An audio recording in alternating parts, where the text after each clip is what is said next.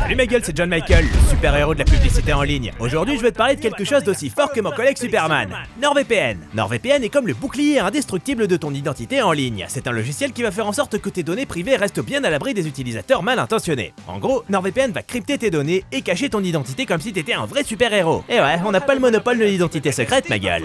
Tu seras libre de naviguer sur internet sans que personne ne puisse te suivre, pas même les super vilains du cyberespace. La légende raconte que le claquement de doigts de Thanos n'a fait disparaître que les gens qui n'utilisaient pas NordVPN d'ailleurs. Je dis ça, je dis rien. Et c'est pas tout, NordVPN offre des serveurs partout dans le monde qui peuvent donc te téléporter virtuellement n'importe où. Grâce à eux, tu pourras accéder à des catalogues de streaming d'autres pays. Tous tes films de super-héros préférés seront donc à portée de main, comme le dernier Spider-Man sur le Netflix américain par exemple. Ce bon vieux Miles, on a vécu de sacrées aventures lui et moi, vous savez. Alors si tu veux être le super-héros de ta propre vie en ligne, clique sur le lien dans la description et profite d'une réduction spéciale réservée à mes fidèles abonnés. 4 mois gratuits pour l'achat d'un abonnement de 2 ans. Et si jamais tu doutes encore, sache que tu bénéficieras d'une garantie satisfaite ou remboursée de 30 jours. Et cette promo est exclusivement réservée aux chaînes d'influenceurs comme moi, alors ne laisse pas passer cette chance. Merci NordVPN, et de rien ma gueule.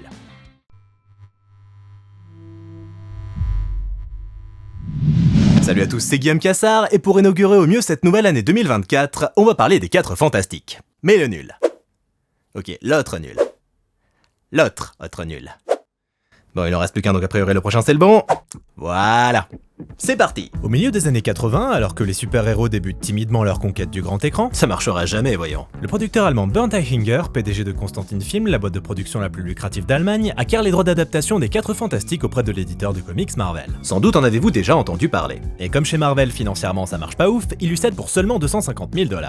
Le truc, c'est que les années passent et que le projet n'avance pas. Eichinger rêve d'une adaptation digne de ce nom pour les 4 fantastiques. Mais les studios restent frileux, car contrairement à DC avec les films Superman, Marvel n'a pas encore prouvé sa viabilité commerciale au cinéma. Et pour donner vie à non pas un mais 4 super-héros, un budget conséquent serait nécessaire, aussi entre 50 et 150 millions $. Bref, ça n'avance pas. Mais à l'aube des années 90, il rencontre Chris Columbus. Mais c'est qu'il est partout le Chris en ce moment, dites donc. Et Chris, il a vachement envie de mettre en scène cette adaptation, et commence donc à travailler dessus sérieusement. Sauf que les droits arrivent à échéance.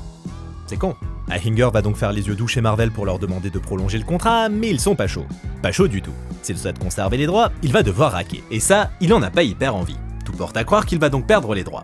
À moins qu'il ne joue les petits malins. Le contrat de cession des droits stipule en effet que ces derniers reviendront à Marvel si aucune production n'est lancée avant le 31 décembre 1992. Pour conserver les droits, il doit donc logiquement lancer une production avant le 31 décembre 1992. Mais là, on est en septembre. Mais hors de question de mettre beaucoup d'argent là-dedans. Ce projet, c'est un simple prétexte. En gros, il faut faire vite et pas cher. Et pour ce faire, il a besoin des services d'un spécialiste du genre. Ainsi, il prend contact avec Lloyd Kaufman de la boîte de production Trauma, spécialisée dans les petits budgets. Mais Kaufman n'est pas intéressé. Étant un ami proche de Stan Lee, il ne veut pas s'impliquer dans cette situation délicate. Eichinger se rabat alors sur Roger Corman, le roi de la série B. Ce dernier étudie donc sa proposition et revient vers lui avec une estimation de budget, $1 million. Sachant que le Batman de Burton avait coûté 35 millions $, autant vous dire que c'est très peu. Eichinger donne donc son feu vert, mais Corman lui demande le plus de temps possible avant de lancer le tournage à proprement parler, ce pour lui permettre de préparer le film dans les meilleures conditions possibles. Sachant que les meilleures conditions possibles dans ce contexte, c'est les pires conditions possibles dans n'importe quel autre. Corman demande donc de démarrer le tournage le 31 décembre. Mais Eichinger trouve ça trop évident et propose donc le 26. Au final, ils se mettent d'accord sur le 28. Corman doit donc faire écrire un scénario, trouver acteurs et réalisateurs, et préparer les effets spéciaux indispensables à un film de super-héros, le tout en 3 mois. Pour se charger de la réalisation, le producteur fait appel à un certain Holly Sasson, un grand fan des 4 fantastiques qui avait jusque-là essentiellement mis en boîte des clips musicaux et un certain Bloodfist 3 pour Corman. Concernant le casting, il n'y aura bien évidemment pas de grosses stars pour incarner les super-héros étant donné le budget limité. Corman est donc à la recherche d'acteurs de seconde zone, voire de débutants qui accepteraient un cachet de 3500 $ par semaine. Parmi les acteurs qui se présentent au casting, un jeune Mark Ruffalo qui se verrait bien incarner Dr Doom. Bon, il se rattrapera 20 ans plus tard. Le Britannique Alex Hyde-White, en quête du rôle qui lui permettra de percer, est ainsi choisi pour incarner Reed Richards, Mr Fantastic. Rebecca Stab, mannequin et ancienne Miss Nebraska, sera quant à elle Susan Storm, la femme invisible, tandis que John Underwood sera son frère, la Torche Humaine. Et Michael Bailey Smith, qui sera star de films d'action, sera Ben Grimm, alias La Chose. De son côté, Marvel surveille ce projet de loin et pas d'un très bon œil. Rien ne sera donc fait pour aider la prod. L'éditeur refusera notamment de leur céder les droits de certains personnages. Le 28 décembre 1992, la petite équipe rejoint donc les studios Concorde de Corman, dans le quartier de Venice à Los Angeles. Et c'est pas le grand luxe. Déclarés officiellement insalubres, les studios sont envahis par les rats et d'autres nuisibles. Mais l'équipe doit faire avec. Et heureusement, elle est motivée.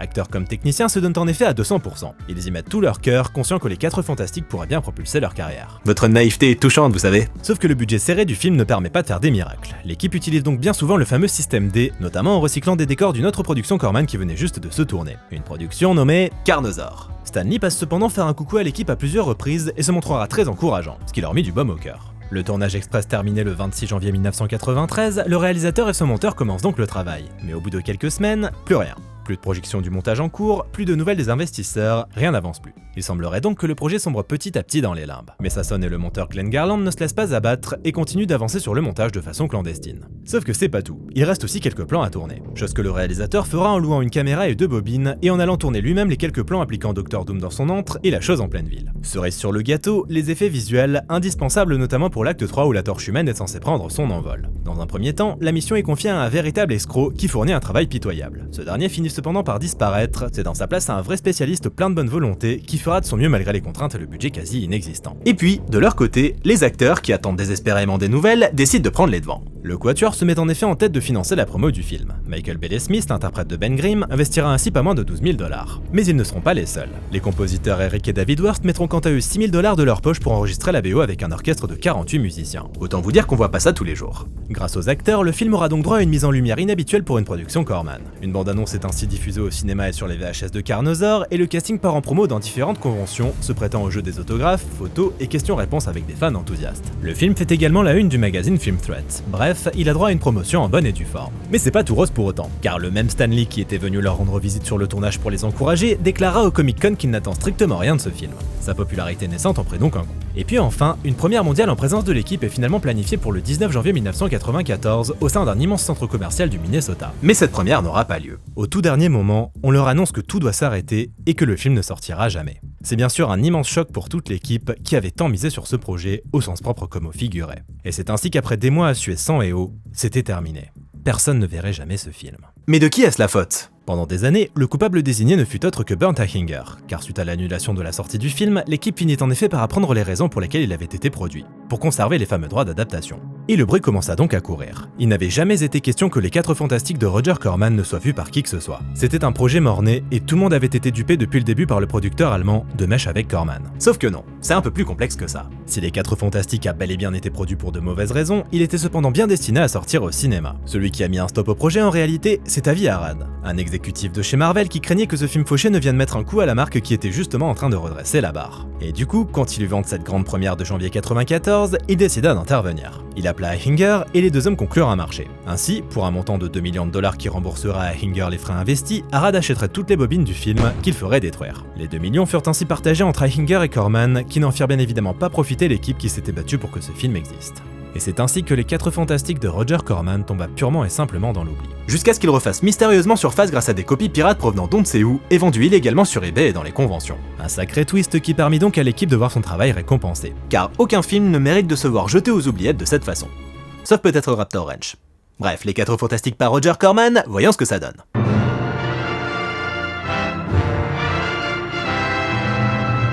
Ah, la musique est sympa.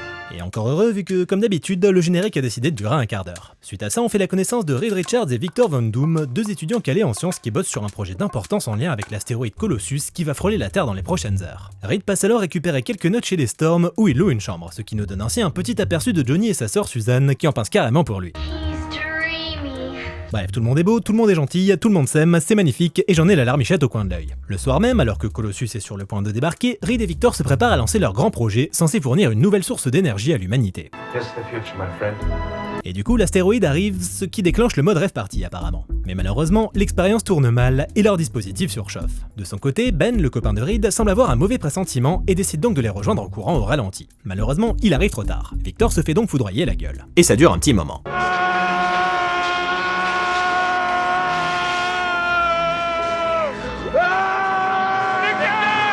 Oui, parce que ça a l'air de faire mal quand même, hein. Et Ben, qui est un bon gars, finit par mettre fin à son supplice. Sauf que bon, il est mort, hein. Oh, toi t'as un accent d'Europe de l'Est, ce qui peut vouloir dire qu'une chose. T'es un méchant. Reed dit donc au revoir à son collègue, son ami, son frère, peut-être même son père, qui sait. Where are you taking him? Downstairs. To the morgue. Ouais, en même temps, ils vont pas l'emmener à Disneyland, hein. Mais en fait, retournement de situation inattendu, il semble que Victor soit toujours en vie. We must save him.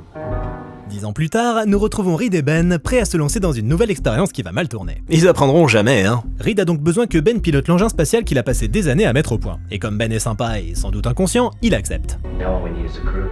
Et pour constituer son équipe, qui de mieux que les enfants Storm qui n'y connaissent rien en astrophysique? Non mais vous allez faire quoi en plus? Débarquer et leur demander s'ils veulent aller dans l'espace? Ce serait complètement con. Hi, Mrs. Storm. Johnny and Susan go to outer space with us? D'accord.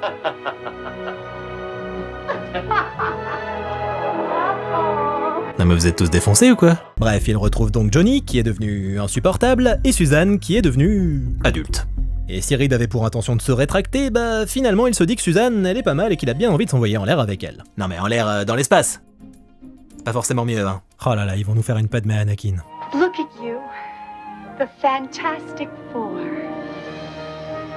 C'est tellement niais. Et du coup, un peu plus tard, Reed et Ben reçoivent une mystérieuse mallette qui contiendrait apparemment un gros diamant. C'est ce que nous révèle en tout cas ce curieux personnage. I can smell a diamond 100 miles away. Ouh, tu es très moche. Et ce qu'il faut savoir, c'est que ce moche à l'origine, c'était censé être l'homme top. Mais Marvel n'a pas voulu céder les droits à Heihinger. Du coup, dans le film, il est devenu le joaillier. Reed, what's going on? Hey, Oh le con! My statue! Oh, all my work! Et si on imagine que Ben va se faire passer un savon par la sculptrice aveugle, en fait pas du tout. Étant donné qu'il a un physique avantageux, elle décide qu'en fait c'est pas grave. Car être beau vous permettra toujours de vous sortir des pires situations. It's only a statue, right? C'est donc le méga coup de foudre entre les deux tourtereaux. La sculptrice est tellement perturbée qu'elle en oublie les restes de sa statue. Dans le labo de Reed, qui ressemble à un vieux décor de vaisseau spatial de série SF cheap des années 70, les 4 fantastiques admirent le fameux diamant. So is it for Reed? Bonne question, tiens. Avec des mots simples, le diamant agit comme une sécurité pour éviter que tout explose comme dans leur expérience originale. On enchaîne ensuite sur une petite séquence émotion. Sniff sniff mon copain Victor, sniff sniff il est mort, sniff sniff il faut qu'on l'honore. Sniff sniff y'a moyen que t'aies tort. Anywhere you wanna go, I'm there. Et histoire de pas faire une overdose de guimauve, on retrouve le joaillier qui semble avoir eu lui aussi un coup de foudre pour la sculptrice. Et comme il est lucide et qu'il a bien compris qu'il pouvait pas compter sur son physique pour séduire, il se promet de lui apporter le cadeau le plus précieux qu'il puisse trouver. On se demande bien ce que ça va être. Et pendant ce temps, un immonde complot semble se tramer dans l'ombre. Un complot impliquant le mec d'Europe de l'Est et un mystérieux personnage masqué qu'on se demande bien qui ça peut être. Very good. Tout porte à croire que ces derniers ont également l'intention de voler le fameux diamant. Sauf que plot twist. Le joaillier is in the place. Non mais regardez-moi la grâce de ce putain de ninja. We have an intruder. Le joaillier vole donc le diamant au nez et à la barbe des méchants et le remplace par une réplique, ce qui semble ravir Dark Vador Wish. Perfect. They can die in space. Et donc, les 4 fantastiques finissent par aller dans l'espace. Et forcément, ça tourne mal, étant donné que le diamant censé les protéger s'est fait la malle. Ils subissent alors une sorte de vague d'énergie en provenance de l'astéroïde Colossus. Une vague d'énergie sacrément solennelle d'ailleurs.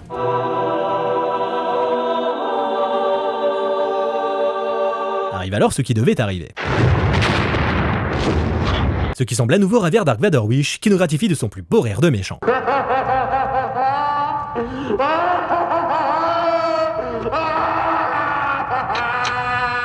Sauf qu'en fait, ils sont pas morts. Aussi étonnant que ça puisse paraître, ils se sont écrasés tranquillou dans un petit champ. Quel chanceux alors! Engoncés dans leur combi en papier alu, Ben et Reed se demandent alors comment ils ont pu s'en sortir sans la moindre putain d'égratignure. L'hyperactif les rejoint et de son côté pareil, il pète la forme. We're fine. Come on, doesn't that bother anybody just a little? Bah ce qui cloche surtout, c'est que Suzanne n'est pas là et qu'apparemment tout le monde s'en fout, hein. Alors ça c'est bizarre. Did I do that? Do what? Ah bah quand même! Sauf que si on entend bel et bien Suzanne, impossible de la voir. Du coup, 2 possibilités. Soit elle va sortir de derrière un arbre en faisant boue, soit elle est devenue invisible. Réponse? Oh là là... La pauvre Suzanne se rendant compte qu'elle est victime d'un effet visuel kitsch, elle tombe à la renverse. Mais c'était sans compter sur Reed qui a le bras long. Oh là là... Le soir même, autour d'un chaleureux petit feu de camp, Reed tente de rassurer ses coéquipiers, les encourageant à ne pas paniquer. Panic! Panic! Reed, my sister here disappears at the drop of a hat. You stretch like some human rubber band, and I'm a walking blowtorch, and you don't want us to panic? Après sa petite ode à la panique, il décide donc de dormir pendant que Dark Vador Wish pique une petite crise. What do you mean, alive? Bah, c'est-à-dire qu'ils sont pas morts quoi. Find them! Waouh, cette ortie dramatique! Bien joué le petit coup de la cape! De son côté, le joaillier, qui est un petit peu le taulier des égouts, demande à ses sbires d'aller lui chercher sa reine, Alicia la sculptrice aveugle donc. Et aussitôt dit, aussitôt fait. Les 4 fantastiques sont ensuite réveillés par l'armée des États-Unis of America qui débarque pour les ramener en lieu sûr. Quand soudain... Get down! Get down! Hey, what's going on? Ben s'est donc transformé en cette chose, qui est plutôt pas mal fichue d'ailleurs, et il est pas super content. What have you done? Les 4 fantastiques font ensuite connaissance avec le Dr Hoffman qui a besoin d'un échantillon de leur sang. Sauf que c'est plus compliqué que prévu.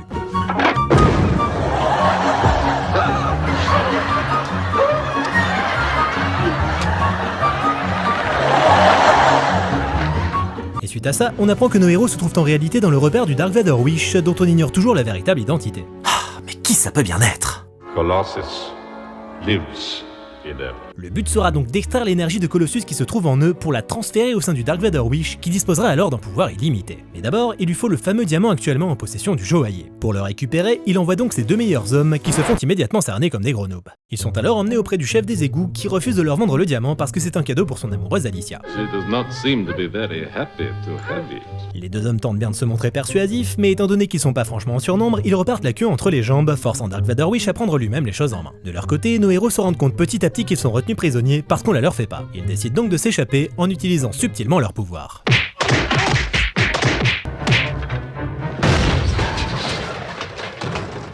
Ils arrivent alors dans l'antre de Dark Vador Wish où ils découvrent une sorte de gros laser surpuissant et font enfin la connaissance de leur hôte. My name is Doom. Ah tiens, comme le Victor Von Doom du début, celui que tout le monde croit mort. Beautiful, charming country. Quoi?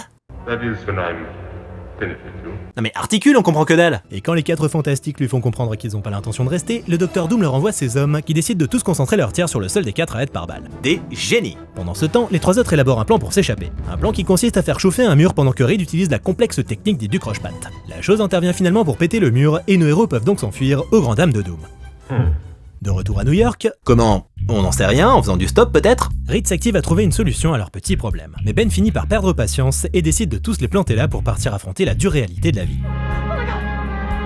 Le choc est rude pour notre pauvre Ben qui doit se rendre à l'évidence, il est désormais moche. Il se fait donc recueillir comme il se doit par le club des moches, dirigé par le joaillier qui semble fasciné par ce dernier. Pour ce qui est des 3 fantastiques qui sont restés beaux, Suzanne s'est dit qu'elle allait faire un peu de couture et leur a donc confectionné de superbes costumes. You look Like a dork.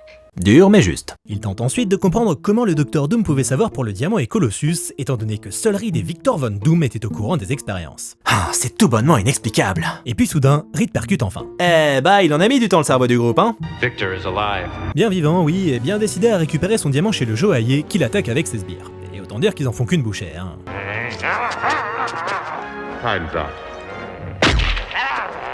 Doom fait ensuite face au joaillier qui menace de tuer son amoureuse, ce qui est pas forcément une super stratégie étant donné que Doom, il en a strictement rien à foutre. Heureusement, Ben débarque avant que ça tourne mal. Résultat, le joaillier s'enfuit, mais Doom s'empare à son tour d'Alicia qui, face à la mort, décide de faire une belle déclaration à Ben.